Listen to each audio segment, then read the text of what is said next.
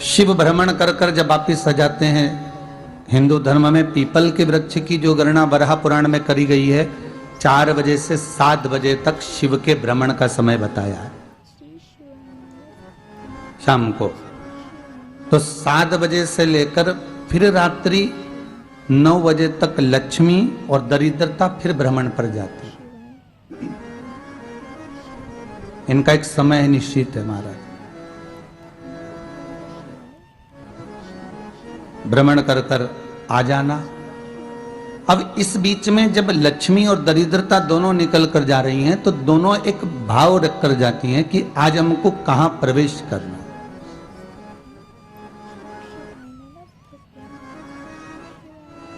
आज हमें किस जगह पर प्रवेश करना है, आज हमें कहां पहुंचना है, आज हमें किस जगह जाना है।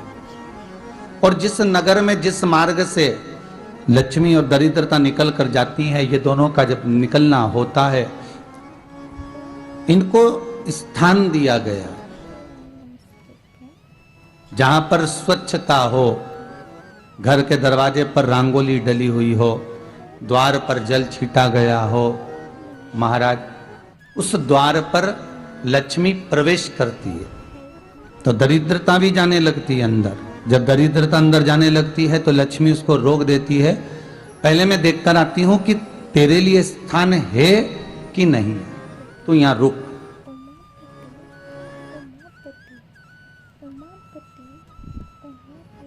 कुछ देर तक दरिद्रता बाहर खड़ी रहती है और लक्ष्मी जी की बड़ी बहन जब दरिद्रता बार बार अंदर जाने का प्रयास करती है तो लक्ष्मी जी कहती हैं, जी तू इतनी बड़ी होकर तुझे मालूम है तू तेरा सम्मान होना चाहिए, आदर होना चाहिए, और तू अंदर चली जाए और कोई तेरा सम्मान ना करे तो कितना बुरा लगेगा, इसलिए तू बाहर खड़ी रहे, मैं अभी आई। अंदर जाती है और जब लक्ष्मी जी भ्रमण कर लेती हैं, अंदर प्रवेश कर कर आती हैं, और प्रवेश कर कर आती हैं तो दरिद्रता पूछती है चले अंदर।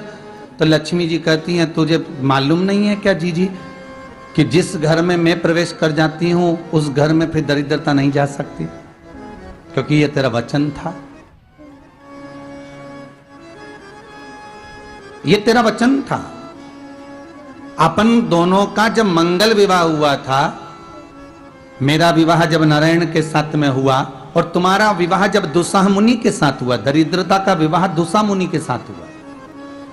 जब अपना दोनों का विवाह हुआ था तो अपन दोनों ने एक वादा करा था कि जिस घर में लक्ष्मी प्रवेश कर जाएगी उस दिन फिर दरिद्रता नहीं जाएगी, और जिस घर में दरिद्रता प्रवेश कर जाएगी उस घर में फिर लक्ष्मी नहीं जाएगी।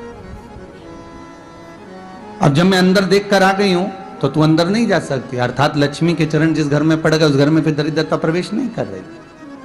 चलते चलते फिर दरिद्रता ने देखा और लक्ष्मी जी इसको लेकर गई, और लक्ष्मी जी ने देखा कि इसके दरवाजे पर जल नहीं छीटा गया, इसके दरवाजे पर ना रंगोली डली है, इसका द्वार साफ नहीं हुआ है, इसके द्वार पर दीप नहीं है, इसके द्वार पर कलश नहीं है, इसके दरवाजे पर ढेर सारा कचरा पड़ा हुआ है, कोई श्वान कोई कुत्ता गंदगी भी कर कर चला गया है, कहीं बिल्ली ने गंदगी कर रखी है, कहीं जीवों ने कुछ गंदा गिरा रखा है। तो फिर लक्ष्मी जी कहती है, जी अब मैं होकर आ गई थी ना, अब तू जा, तू होकर आ, और दरिद्रता प्रवेश करती है। तो अंदर जाकर क्या देखती है दरिद्रता कि इतनी सवेरे से मैं घूमने इनके दरवाजे पर आई और ये तो सब चादर तान के चकाचक गुर्राटा भर भर कर सो रहे हैं। तो दरिद्रता कह देती है, तुम्हारा भाग्य ही बेकार है, तुम्हें क्या करूं, तुम ऐसे ही सोते रहो। और दरिद्रता गुस्से में बाहर निकल कर आती है, लक्ष्मी से कहती है, लक्ष्मी तू इसके घर में जाना ही मत ही। तो दरिद्रता को कहती है, जी तेरी बात नहीं मानूंगी क्या मैं? लक्ष्मी जी बोली, मैं तेरी बात नहीं मानूंगी, बिल्कुल नहीं जाऊंगी इसके घर में, तू चिंता मत कर, चल आगे चले। फिर आगे बढ़े। ये लक्ष्मी और दरिद्रता का प्रवेश। आपके घर का द्वार, आपके घर का दरवाजा। फिर निवेदन करूंगा एक बहुत सुंदर बात, हमें महाराष्ट्र से सीखना चाहिए, हमें साउथ से सीखना चाहिए, दक्षिण से। जिस समय पर भक्ति देवी यमुना जी के घाट पर रो रही थी अपने पुत्र ज्ञान और वैराग्य को गोदी में लेकर, समय देवऋषि नारद ने प्रश्न किया था कि तुम कहां पर पोषित हुई हो, तुम्हें ऊर्जा कहां से प्राप्त हुई? तो कहा मैं गुजरात से तो चली हूं। और वहां से चलती चलती भक्ति देवी कहती है मैं बहुत दुखी होकर, बूढ़ी होकर, द्रवित होकर, बड़ी दुख में वहां से चलते चलते जब मैं महाराष्ट्र में पहुंची तो मैंने वहां जाकर देखा कि वहां पर लोग हर पल हर घड़ी ब्रह्म मुहूर्त में उठकर स्मरण करते हैं, नाम जाप करते हैं और दरवाजे पर जल छीट कर रंगोली डालते हैं। तो कह रही है कि वहां पर मैं थोड़ी अवस्थावान होने लगी, वहां मुझे अच्छा लगने लगा। फिर जब मैं और आगे पढ़ी, दक्षिण में जब पहुंची, वहां पर जाकर मैंने देखा कि सुबह से उठकर मंगलाचरण, मंगला स्तोत्र और वेदों की ध्वनि होने लगी। वहां पर मैं और आनंदित हो गई। हमें कुछ चीजें महाराष्ट्र से सीखना चाहिए कि वहां रहने वाले जो भगत हैं, वारकरी संप्रदाय के जो भक्त होते हैं, वैष्णव जो धर्म के भक्त होते हैं, उनका नियम है सवेरे के समय घर में पानी है कि नहीं है, पर जब भी वो घर का दरवाजे के बाहर थोड़ा ना थोड़ा पानी तो छींट ही देते हैं। और छींटने के बाद फिर वहां पर अपने यहाँ तो दिवाली पे रंगोली बनती है जी, और वहां पर रोज की रंगोली बन जाती है कि कभी हो सकता है परमात्मा राह भूल कर हमारे घर में प्रवेश कर जाए, इसलिए वहां प्रतिदिन की रंगोली, प्रतिदिन।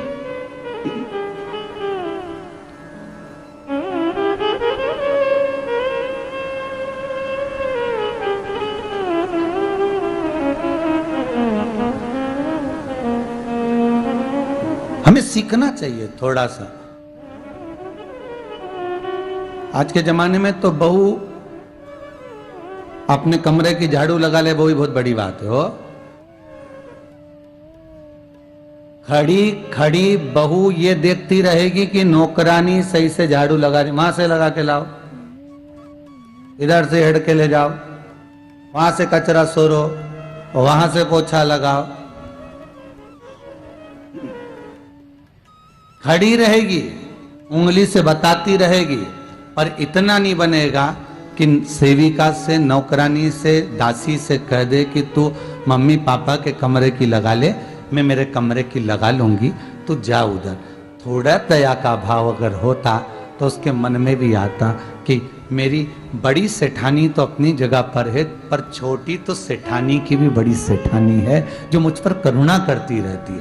पर बड़ी तो कहे कि बेटा रहने दे, तू उधर ले जा, जब भाभी के कमरे में देख ले जा, उसके बच्चों का बड़ा फैलारा रहता ना, तू उधर देख ले जा, तो जरा उधर, मां उधर भेज रही है।